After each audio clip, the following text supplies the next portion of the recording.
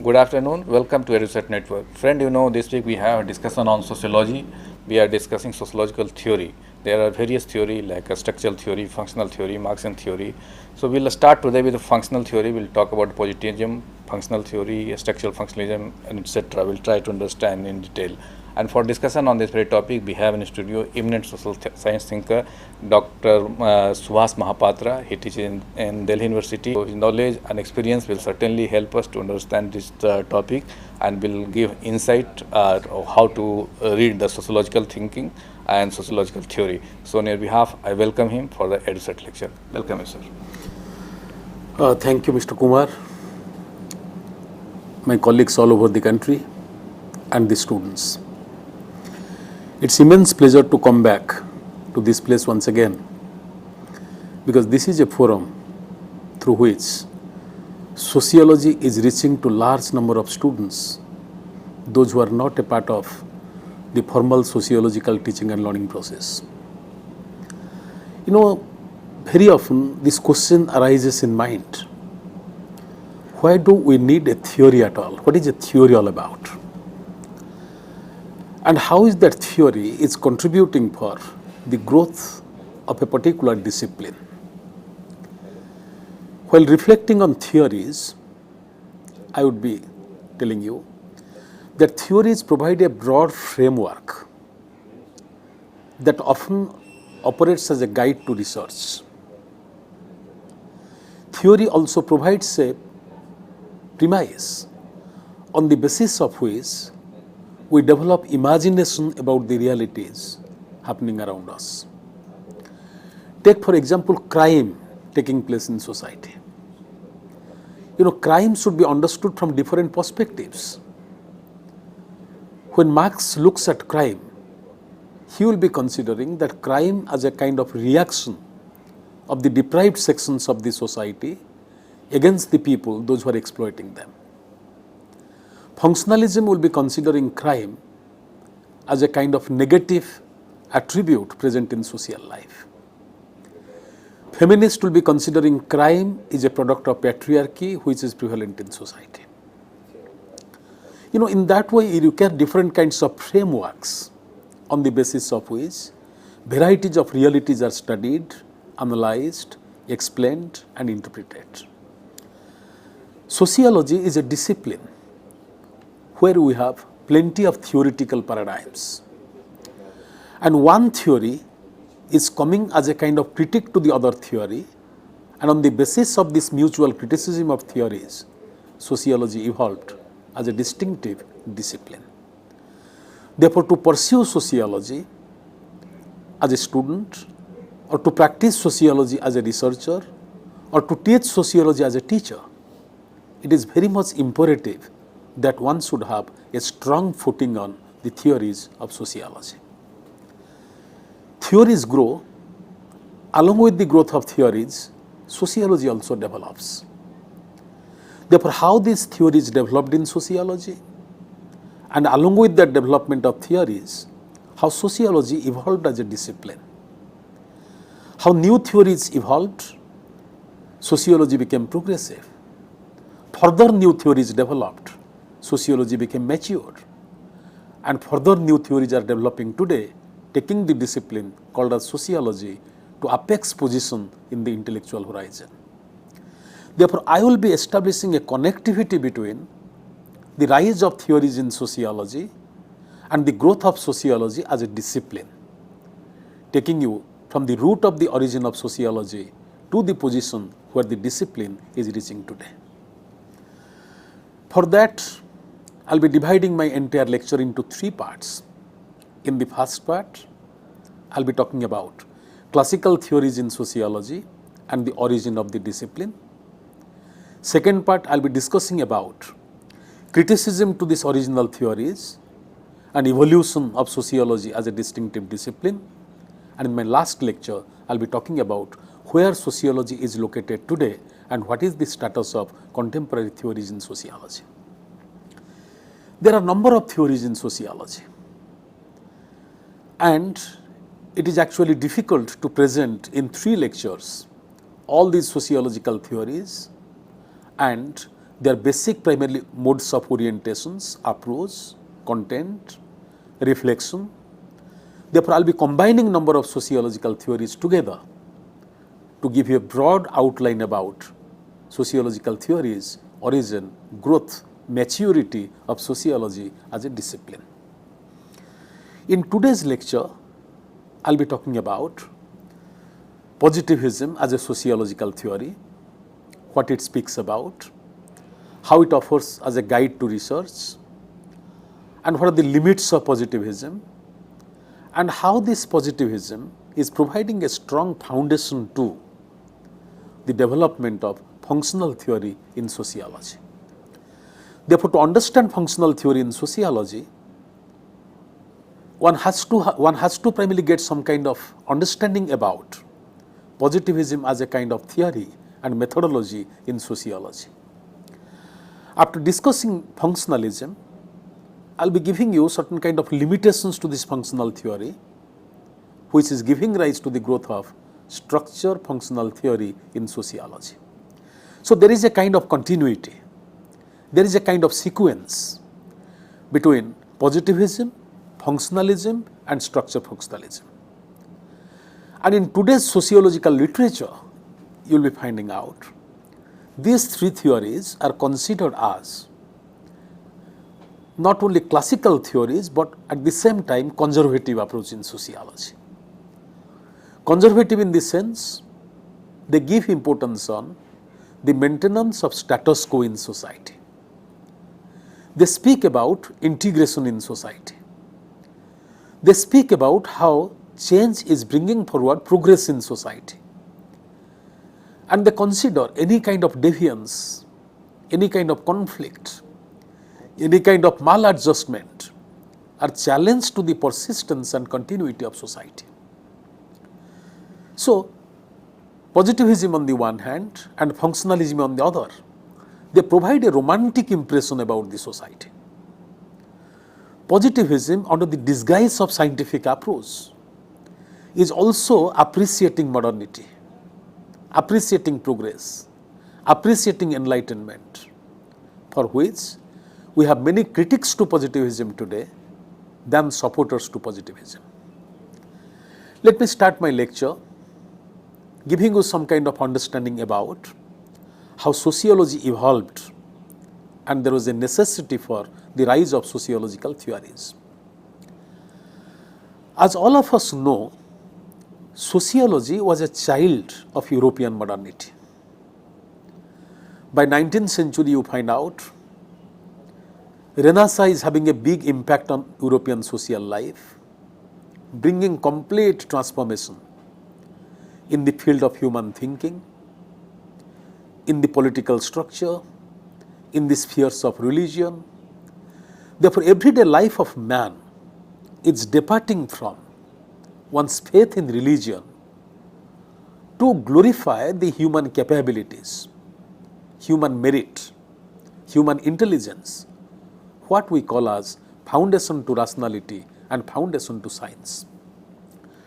Renaissance contributed for new form of music, new form of architecture. It questioned to traditional religion, demolished feudal state, and that is considered as liberation of man from the bondage of divinity. So, these conditions created by Renaissance offered a strong foundation to political transformation in case of Europe. The testimony to that is the Great French Revolution that spoke about democracy, spoke of separation of power, and also spoke about balance of power, common citizenship, individual freedom, quest for justice, equality, human happiness. that became centrality to people's mobilization in different parts of West. Therefore, Renaissance gave way to new form of ideological consciousness. French Revolution led to the rise of democracy.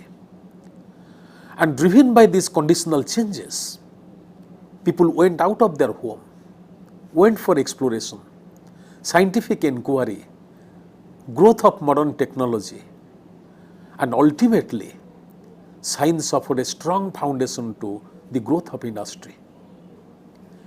Industry led to mass production. Agriculture declined. Medieval church was questioned. Feudal lords were primarily eliminated. And man, searching for independence, slipped out from the rural villages, located himself in the urban center, went for new occupations, participated in foreign trade.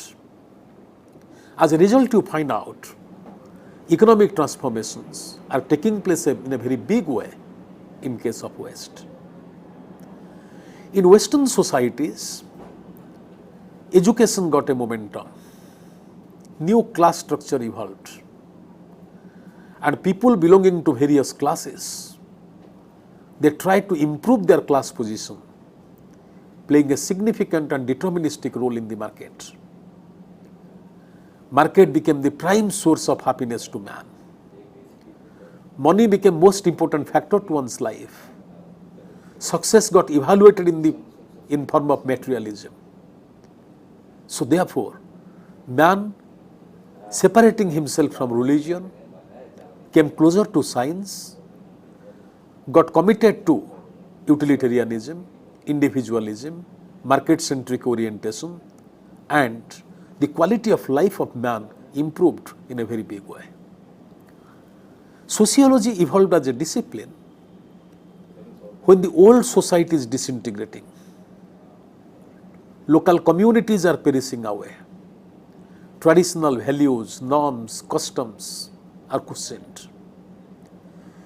People are greatly committed to the gratification of their self-centric needs. Urban living, market economy, nuclear family, decline of agriculture. These are evolving into the strong foundation of modern society. When old society is disintegrating, new society is just making appearance. Suspicion evolves. Some people come forward and they consider that we should go back to past, get solace from out of church, give importance on interpersonal relationship among the people. And the life of modernity is primarily individualistic. It is self-centric. It is full up with unhappiness, discontent, frustration, anomie, alienation, restlessness, deprivation, expansion of inequality. Therefore, modernity cannot give us happiness. We should go back to past, quest for happiness, live with the fellow beings, love our culture. So therefore, past is beautiful, present is full of with different kinds of malaces. Sociology comes up here as a discipline that is making attempt to understand social change. Whether change is guaranteeing happiness or it is bringing forward sufferings for the people. Why there is change? How is change initiated? In which sphere of life change is taking place? Change is taking us towards which direction? How change is inclusive or change is addressing to the needs of a particular group or community? So these fundamental questions are raised by body of intellectuals to whom we call as sociologists. Therefore, sociology evolved as a discipline to understand social change that was effected by the great events of European history. It started with Renaissance, then went on to French Revolution, and ultimately that change got a strong foundation with the rise of modern industrial society by 19th century.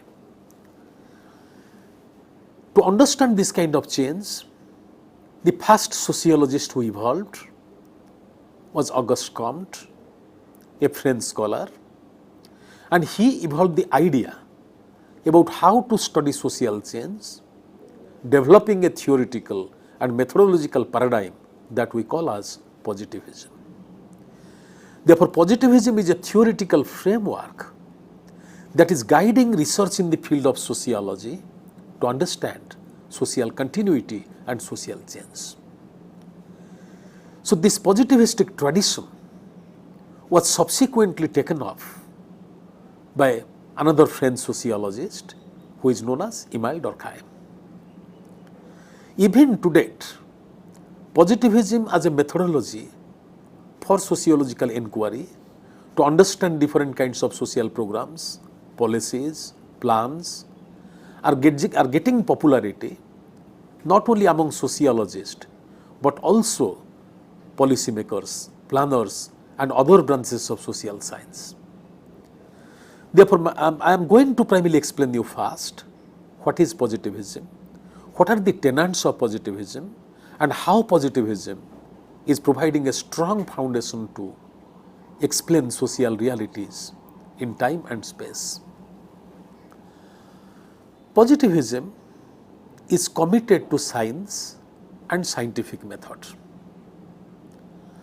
Positivism considers that scientific method is not only applicable to the disciplines of natural science. Positivistic method and positivistic theory can also be extended to sociological analysis. Auguste Comte tells that to study any kind of reality, one should be devoid of philosophical speculation, fanciful imagination and transcendental ideas. Let me simplify it.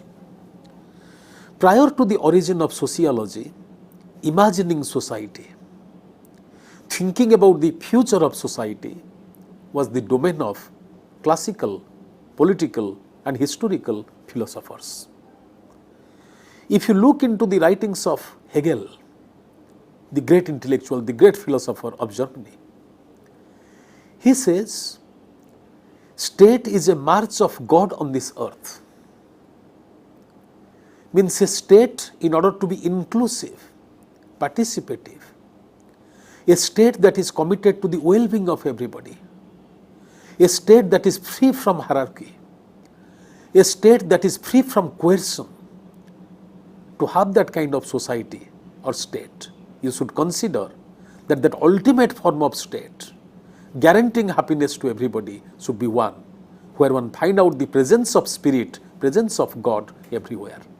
No crime, no tension, no conflict, no war, collective unity, brotherhood. This is the essence of ideal state.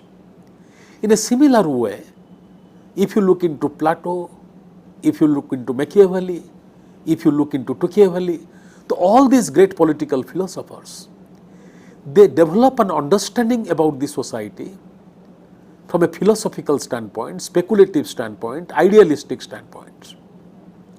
Auguste Comte tells no. To make sociology a discipline committed to the study of society, one must have to understand society from a scientific perspective, factual perspective, empirical perspective, than from a speculative perspective, judgmental perspective, idealistic perspective.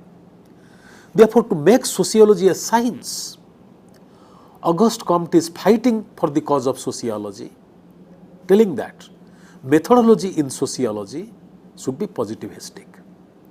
Means scientific method should be used in the domain of sociological inquiry to create an unique space for the discipline. And what is that scientific inquiry? Auguste Comte tells that physics studies matter. Matter has a definite structure. If you primarily divide the matter into parts, you find out atoms are there, protons are there, neutrons are there. So like a structure of matter can be divided into parts, subparts and sub-subparts. Likewise, a society can be divided into different parts and subparts. If you dissect a society, you find out within the society there is present kinship structure, religious structure, economic structure and political structure.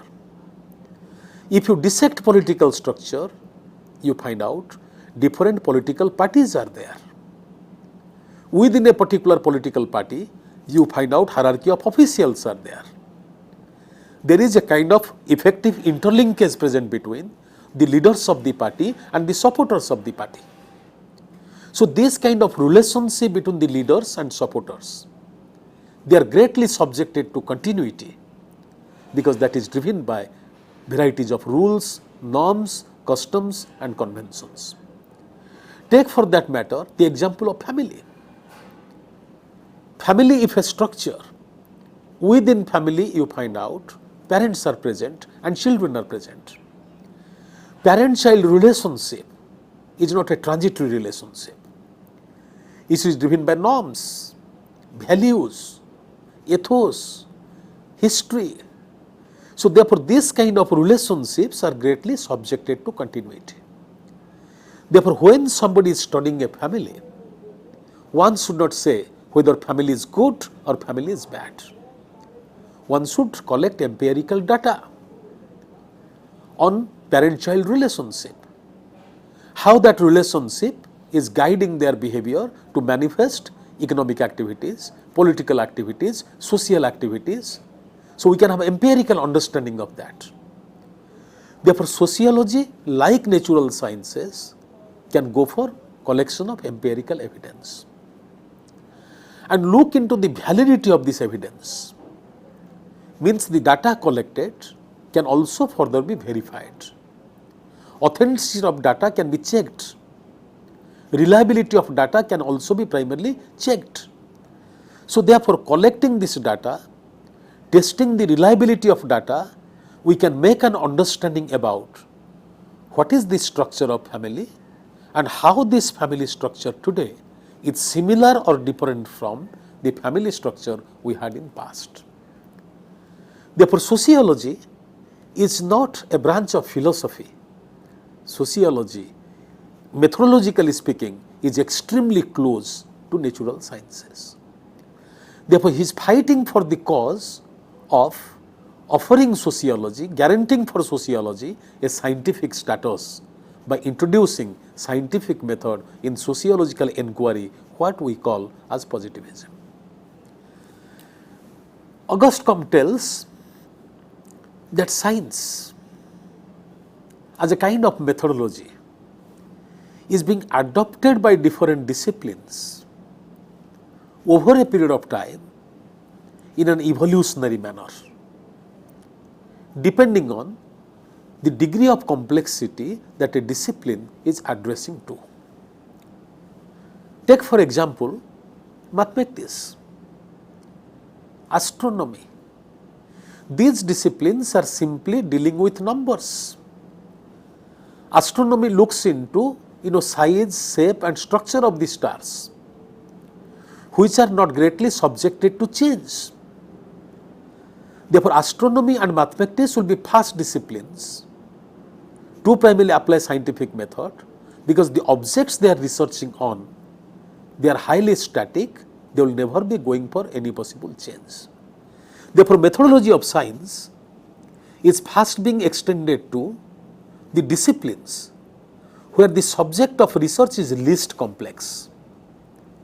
Therefore, physics or astronomy and mathematics are the disciplines which are concerned about lower degrees of complex material realities. Therefore, they first go for scientific method. Subsequently, scientific method gets extended to a discipline called as biological science. Biological science deals with the study of cells, tissues, which are also more or less static. They don't go for change overnight. So therefore scientific method then get extended to biological sciences. So these disciplines, they create a strong foundation about how to conduct a scientific research, how to go for scientific conclusions. They prepare a strong foundation for scientific inquiry in the domain of knowledge. To its contrast, sociology is a discipline which is highly complex because it deals with individuals, institutions, norms and values, and individual behavior are highly dynamic. People are there to norms in a different ways. So therefore getting this polemics and foundation of scientific method, sociology in a very judicious, cautious and trained manner ask the researchers to use scientific method in the domain of sociological inquiry. So therefore positivism is a theoretical doctrine in sociology that considers sociology is a science. Therefore scientific method can best be extended to sociological inquiry and sociological research. Positivism tells that like natural sciences, we can go for causal analysis, meaning cause-effect analysis. If you look at the doctrines of science, domain of science, you find out water in 0 degree centigrade is converted into ice, because water is having certain kind of molecule that is freezing in 0 degree temperature. Therefore cause-effect analysis. Temperature is primarily decreasing, water is converted into primarily ice. So cause-effect relationship. Similarly, in the domain of sociology, we can say that when social discontent increases, when government is not reaching to the people effectively, then there is a possibility of social movement and social protest. So we can always say that feminist movement in case of a society is contributing for the empowerment of women within the structure of family. So therefore, like primarily natural science, sociology can also go for cause-effect relationship. Therefore, sociology is not a branch of philosophy, rather it is extremely close to natural science disciplines. Second, natural science disciplines go for reductional analysis. Reductional analysis means you can divide something big into small, small into smaller, smaller into smallest. In the domain of sociology, we can also do the same thing. Society can be divided into major structural parts, structures, further substructures, then it can further be divided, and the smallest minute unit of social reality is individual, and the action he is manifesting in correspondence to the institution of which he is a part or the position he is holding in that institution. Therefore, they go for reductional analysis, we go for reductional analysis. They go for causal analysis, we also go for causal analysis. Their conclusions are based upon empirical fact, our conclusions are also based upon empirical fact. They never go for speculation, sociology also never goes for speculation. Therefore, if you look into sociology as a discipline that deals with society, social institutions, social problems and issues, sociology is no different from natural science. Therefore, he makes an attempt to make sociology a science, and scientific method can best be applicable to the domain of sociological research. Auguste Comte further tells that in every society there are present two conditions. One, conditions leading to continuity, and second is conditions leading to change. Structure is subjected to continuity because in every structure there are present institutions and also present motives.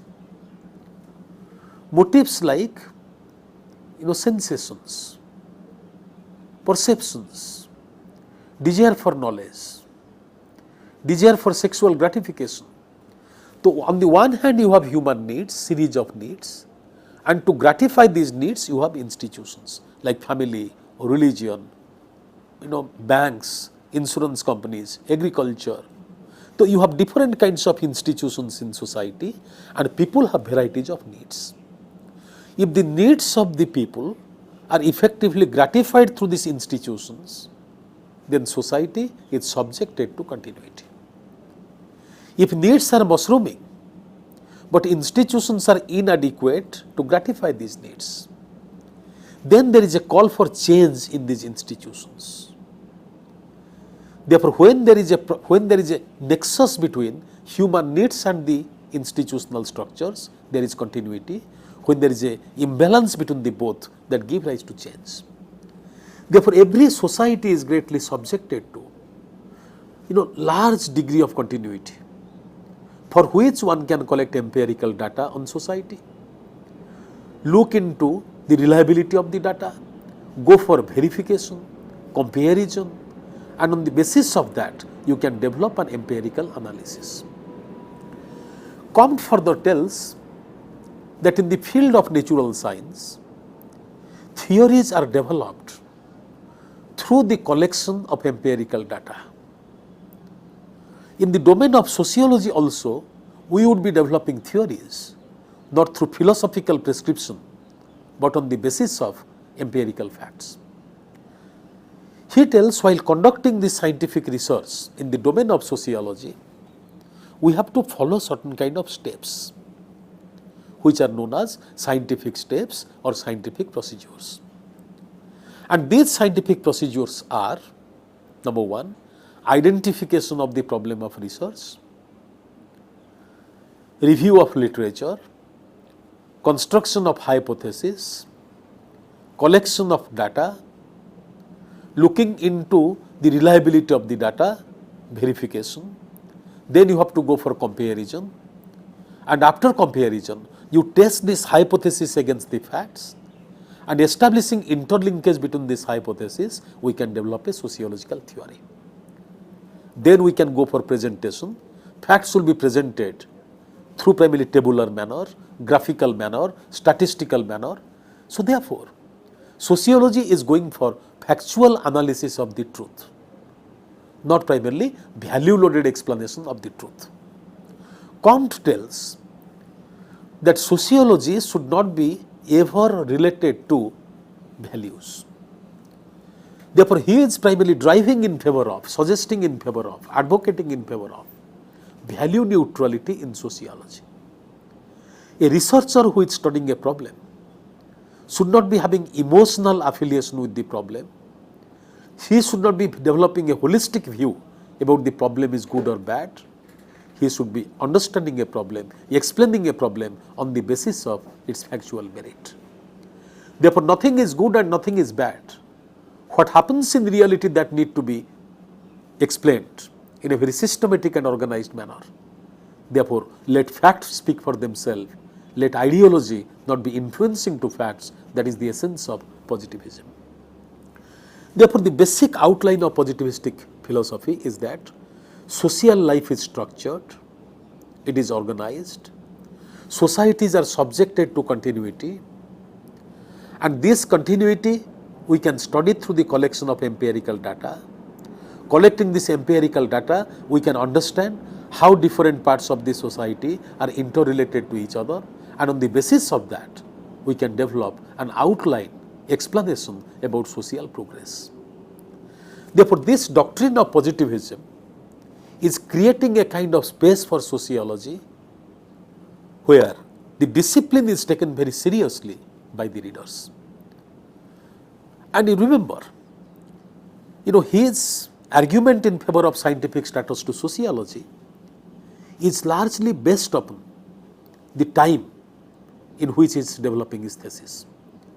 Science is celebrated everywhere, from the market to the jurisprudence to the state of law to private sphere like family.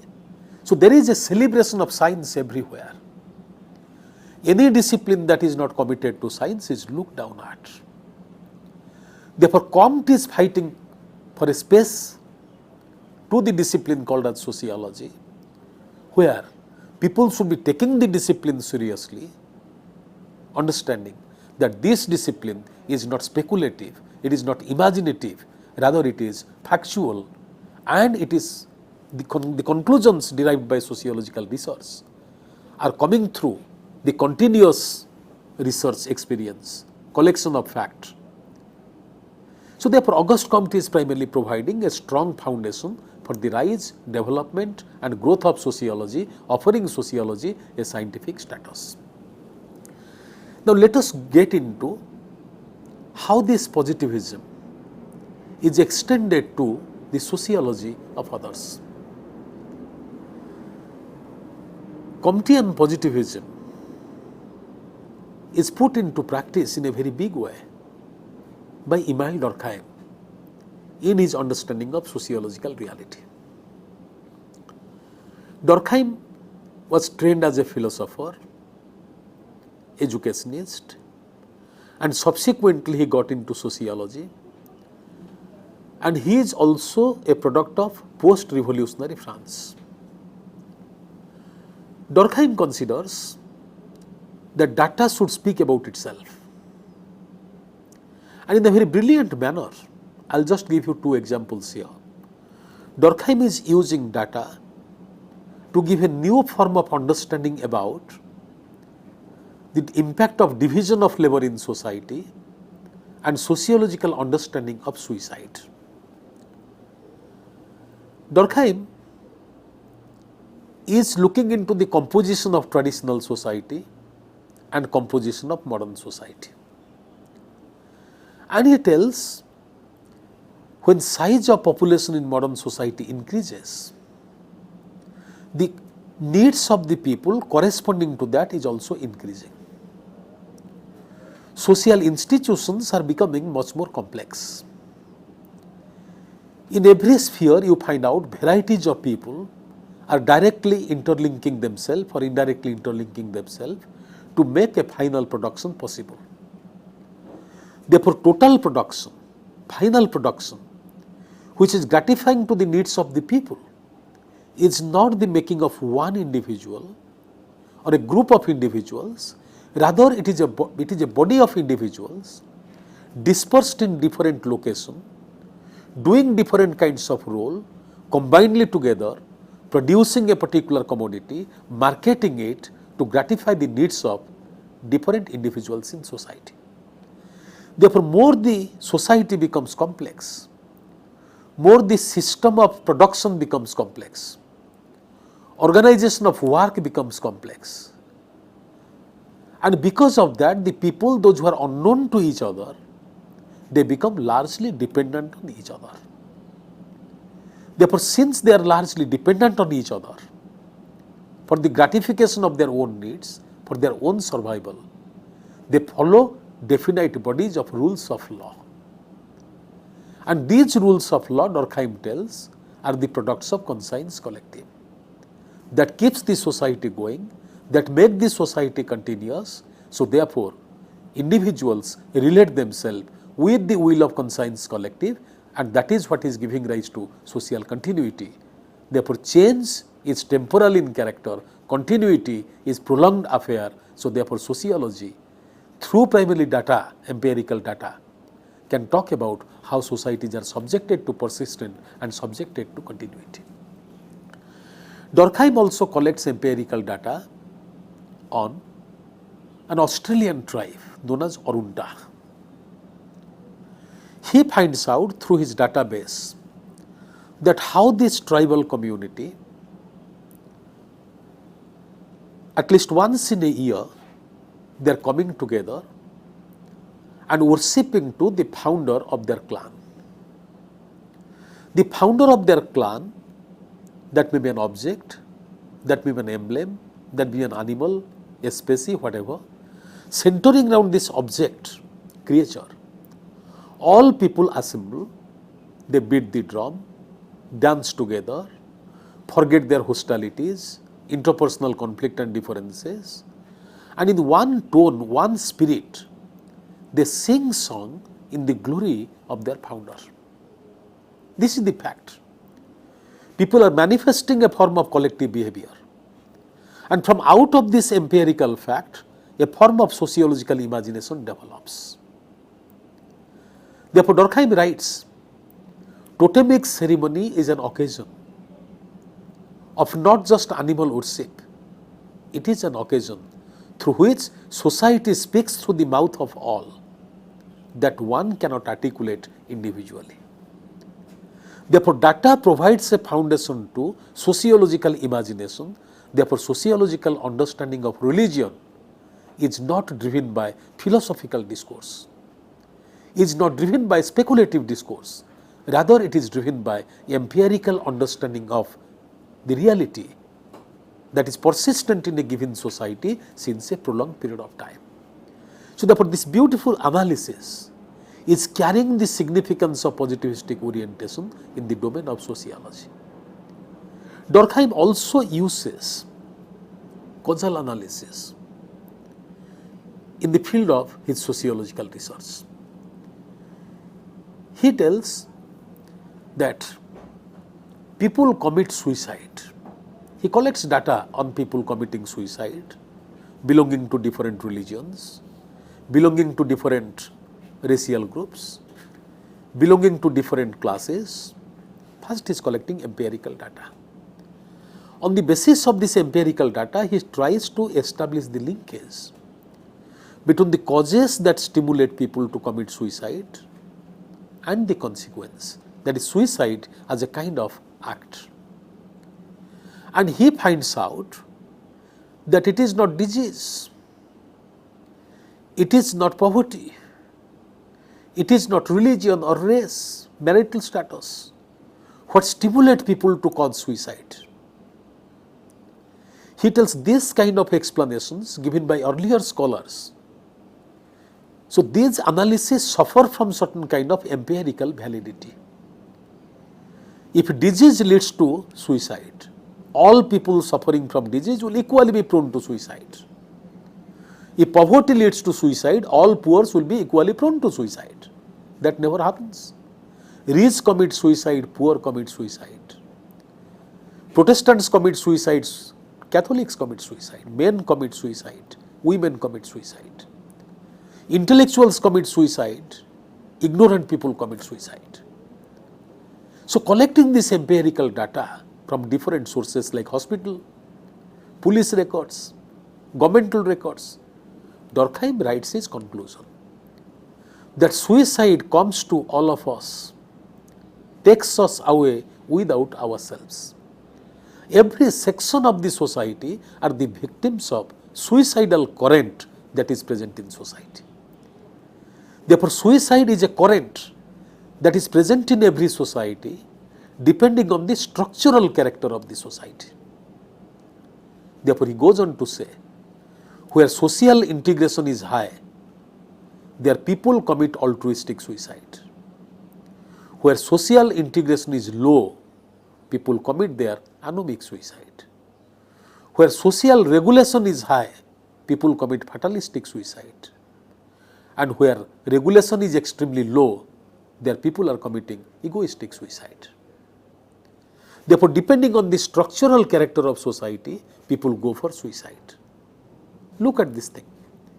A society where integration is high, there will be finding out people will consider there is no gap between individual and society. They live for society and they have valid reason to die for society. So, therefore, society where integration is high, there people are killing themselves for the glory of society, and their sacrifice for the glory of society make them immortal in the eyes of others. Where integration is low, one can do anything. He will violate to rules and law, and ultimately he may achieve success, but at the same time his success will be temporal. Therefore, frustration, anguish, dissatisfaction, restlessness that compel a person to commit suicide. Therefore, in a brilliant way, Emile Durkheim is using positivistic methodology in his sociological inquiry, offering a strong foundation to sociology after Auguste Comte. Therefore, Comte tells what is positivism and why should sociology go for positivism and how sociology would be going for positivism. to make sociology a scientific discipline that will be taken seriously by the people and society at large. And this position of Auguste Comte is put into test, put into use by Emile Durkheim in his sociological analysis. Therefore, positivism is a kind of philosophical doctrine in sociology that is more concerned about making sociology a science than making sociology what sociology is. Therefore, many people today consider that positivism suffers from terrible limitations. All contemporary sociologists, starting from Max Weber, Dithe, then you have Horkheimer, then Herbert Marcuse. Now, all this series of people, those who have done sociology during post-Durkheimian period, they are questioning to the validity of positivism in sociological inquiry. I am giving you some kind of outline about it, then I will be giving you some kind of outline about functionalist tradition in sociology. See, positivism strongly considers that there is no difference between matter and actor, because individual is foundation to social life. That individual conforms to rules and law, therefore becoming a part of family, part of religious institution, part of political structure, and so on. Positivism forgets that man is not a thing, rather man is a being. A being reacts, reflects into the situation in different ways. And his reflection, his reaction, his perception, his temptations are so dynamic in character that what he is doing with others now, he is not repeating the same kind of behavior with the same persons next, for which friends are converted into enemies. Relationship of equity is converted into relationship of hostility. And once hostility develops, one is re-engaged in translating that relationship into accommodative relationship. He applies his mind, taking the help of others, using his experiences to negotiate with the other persons in the same situation in different ways. Therefore, man is not primarily a being. Man is also a thinking being, a reflexive being, reactive being. Therefore, never ever reduce man into the state of thing. Therefore, many critics to positivism advocate that positivism is concerned about making science out of sociology than primarily making sociology what it truly deserves to be. And second thing we have to remember, this is a beautiful analysis given by Peter Berger. He tells facts never fall from the sky, and a sociologist will not be holding these facts carrying a basket. Facts happen in our everyday life. Somebody is crying, that's a fact.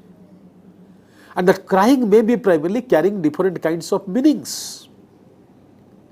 You may have tears in your eyes because of happiness, because of compulsion, because of distress, because of frustration, or to impress upon others. Therefore, all tears are not carrying equal meanings. Therefore, we cannot say that tears should be measured in terms of quantity. Why one is crying? Before crying, what is getting into his head? The thinking process. And what is the impact of these tears on the people, those who are surrounding this actor? These factors should be given importance. Therefore, positivism is a very ambitious philosophy that tells that the way science studies reality, in the same way we should also be making an attempt to study the reality which is not appreciated. And very importantly, we will be finding out positivism never ever looks into the significance of conflict, which is an endemic aspect of social life. Always people don't conform to rules of law. People violate in different proportion from the prescriptive norms and rules of the society. And what is the outcome of this violation? If there is a violation, there is change. Therefore, change is as continuous as continuity is.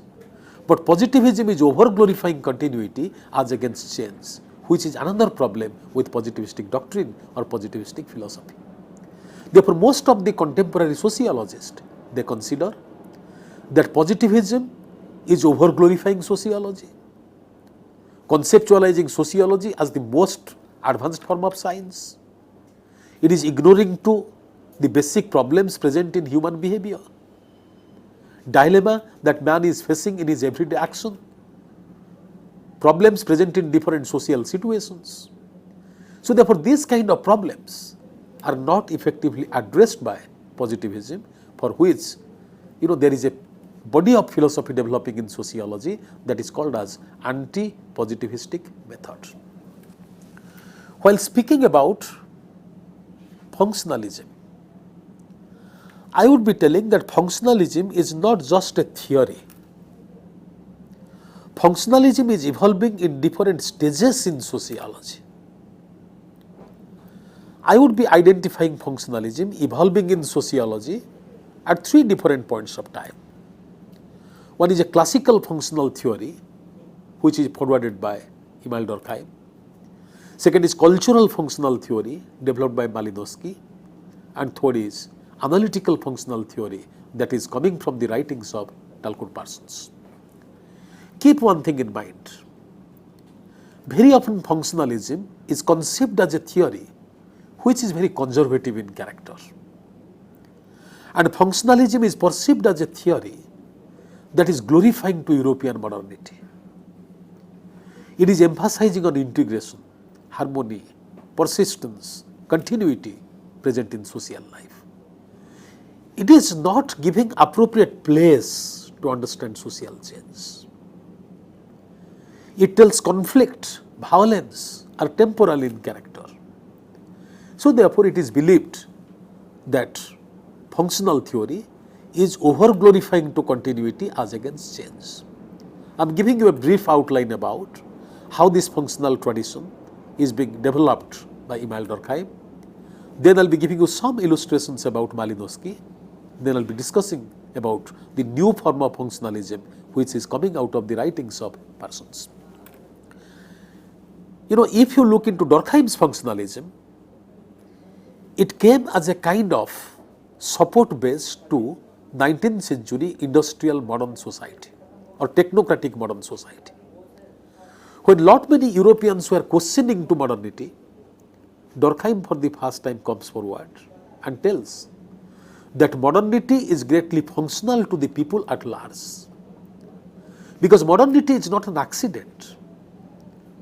Modernity is coming out of a collective consensus developing in society, pertaining to democratic government that is to be present, open market economy driven by rationality to be expanded. Laws should be developing in society which are equalitarian in character. Constitutional system of governance is coming into prominence. So therefore, modernity should not be primarily questioned. Modernity need to be appreciated. And that is brilliantly spelled out in Durkheim's theory of division of labor. And Durkheim is also questioning to these people, those who are of the opinion that religion has lost its significance. Durkheim tells no, religion is still carrying its validity in modern society, but people's perception of religion is not correct. He tells what is religion? Religion is a mechanism through which people primarily worship to their society. Religion is not something that is external to society. We love our national flag. We respect our constitution. We glorify our national heroes. Sorry sir, I would like to interrupt. We have a caller question from Yes. Yes. Yeah, good afternoon friend. Please ask your question. जी सवाल पूछिए. नमस्कार. जी नमस्कार, सवाल पूछिए. Sir मैं ये पूछना चाहता हूँ कि स्टैटिस्टिक्स क्या होता है? क्या फिर? हाँ पूछिए, सवाल पूछिए. पूछिए. स्टैटिसीमिया क्या है? टैकिफीनिया. क्या समझ में नहीं आ रहा है? दोबारा बताइए। अभी हम लोग सोशियोलॉजी पर लेक्चर यहाँ हो रहा है, तो आप सोशियोलॉजी से संबंधित प्रश्न पूछे। सर जी पूछिए। सर मैं पूछना चाहता हूँ कि सेप्टिसीमिया क्या होता है सर, क्योंकि इससे सिम्टम से कई लोगों की डेथ हो चुकी है सर। सेप्टिसीमिया वो तो मेडिकल। ये मेडिकल का आज लेक्चर नहीं है, आज सोशियोलॉजी पर लेक्चर हो रहा है, तो सोशियोलॉजी से संबंधित सवाल पूछिए। लेकोनोमिया के बारे में पूछ रहे हैं। हाँ, वो मेडिकल जो ब्लड कैंसर का होता है। हाँ, हाँ। जी sir, continue. So, I was discussing something about Durkheim, and Durkheim considers that religion has not outlived its functionality. You know, in the name of religion, we worship our society. In the name of religion, we worship to the symbols of the nation that is holding us together. So therefore, religion is something that is not external to society. So therefore, what is moral? What is sacred? So that is spelled out to all of us, and centering around that thing that's sacred, we all primarily respect it and develop a form of integration and harmony amongst ourselves. Therefore, Durkheim is rejecting to the viewpoint of those people who are making a distinction between tradition and modernity, telling that what is present in traditional society is not present in modern society. Durkheim tells, law is functional to traditional society, law is functional to modern society. Division of labor is functional to traditional society, it is also functional to modern society. Religion was functional to traditional society, it is also functional to modern society. But the nature of law, form of religion, pattern of family, which were functional to traditional society, they cannot stand to be functional in modern society. Therefore, their structure need to be changed. Depending on the requirements of people in modern society, their structure and functions are bound to change. But institutions will stay functional. Therefore, Durkheim's functionalism is a kind of consolation to the people, those who are developing skepticism towards the rise of modern society, growth of new institutions, as they are thinking that these new institutions will bring in crisis, bring sufferings, accelerate human primarily disappointment. So Durkheim is primarily giving them consolation, saying that institutions, if they lose out their functional significance, they will not survive in society. Therefore, these institutions are the product of society, responding to the need of the society. They exist because they have functional roles to play. Therefore, functional theory is just talking about the relevance of institutions within a particular society in a given time framework. So therefore, most of the time these functionalists are often criticized as one, those who support to the system, look into the glorified role of the institutions, but hidden within these institutions, how exploitation is taking place. Take for example Marx. Durkheim will say, industry makes production to supply commodities to the market for the gratification of needs of the people. Therefore, industry is functional to society. Marx will say, within industry, there are present bourgeois, present proletariats, where one is exploiting to other. So therefore, this functional tradition of Durkheim is a reflection of the modern society of Europe, where new institutions are developing, and Durkheim speaks in favor of these new institutions, questioning to his critics those who are belonging to conservative tradition.